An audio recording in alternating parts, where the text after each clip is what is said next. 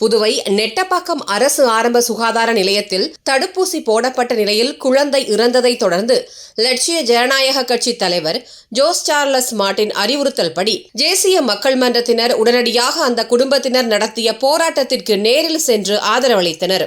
இந்நிலையில் பாதிக்கப்பட்ட குடும்பத்திற்கு நியாயம் கிடைப்பதோடு உரிய நிவாரணம் வழங்க அரசை வலியுறுத்தியிருந்தார் எல்ஜேகே தலைவர் ஜோஸ் சார்லஸ் மார்ட்டின்.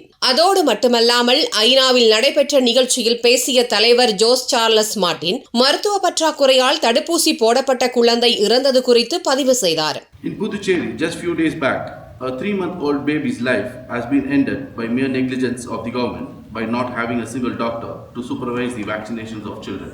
பின்னர் இறந்த குழந்தையின் பெற்றோரை வீட்டிற்கே சென்று நேரில் சந்தித்து ஆறுதல் தெரிவித்த எல்ஜேகே தலைவர் ஜோஸ் சார்லஸ் மார்ட்டின் குடும்பத்திற்கு 1 லட்சம் ரூபாய் நிவாரணம் வழங்கினார். இதனை அடுத்து எல்லா பிரச்சனைகளிலும் அலட்சியம் காட்டும் புதுவை அரசு இந்த விவகாரத்தில் எல்ஜேகே தலைவர் ஜோஸ் சார்லஸ் மார்ட்டின் அவர்களின் அழுத்தத்திற்கு அடிபணிந்துள்ளது.